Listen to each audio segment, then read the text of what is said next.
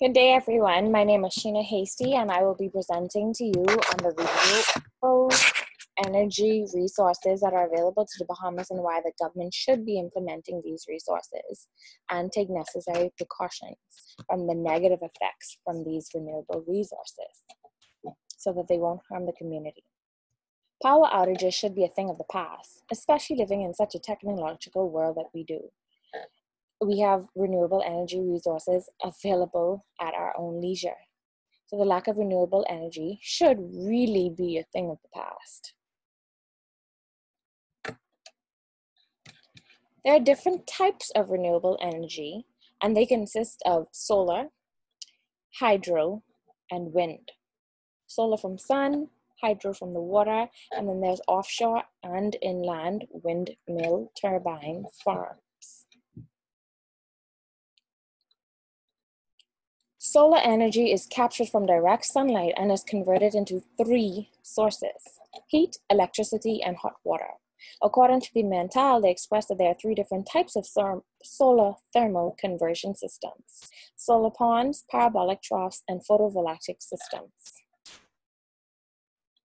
The solar pond has the capability to capture radiation and store energy produced from that radiation. The energy is stored from the creation of the salt layers.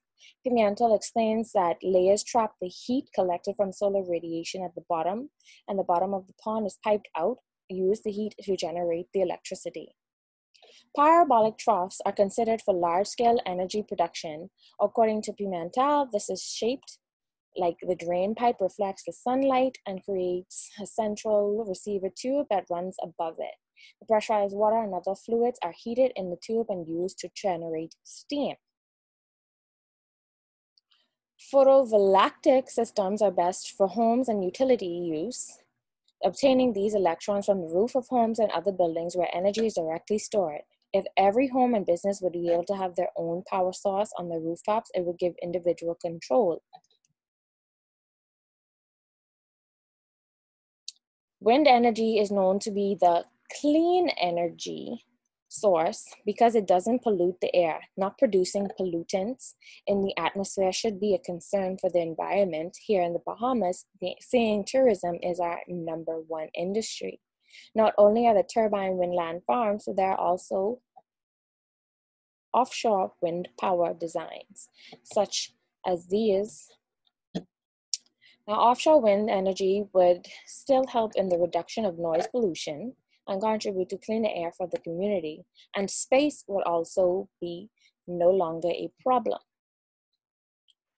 Now, here are some of the many negative headlines aimed towards BPL, as we know, for the renewable energy, especially for low-income homes and no more island-wide power outages, fires at BPL locations, no more load sharing, no more paying for surcharges, and every Bahamian will be able to have electricity and running water. Not only homes were affected, as you can see, major businesses such as Bahamas and Atlantis also was affected. So the Bahamas imports all of its fossil fuels. The domestic production of energy through renewable resources could reduce these price fluctuations.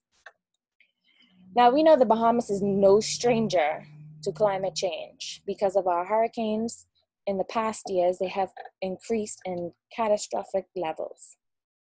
The positive side of the hurricanes is that they do generate, however, a lot of wind power.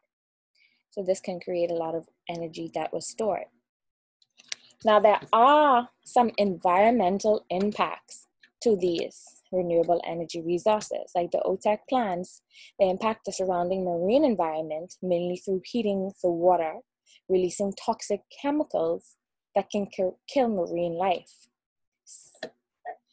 The environmental impacts of offshore wind would include effects on fisheries, seabeds, communities, and migrating birds.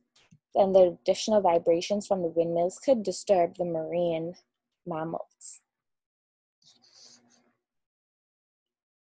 Increased temperatures can also reduce the effectiveness of the photovoltaic, PV, electrical generation, and solar thermal energy collection. The use of the aerosols can also reduce average solar radiation.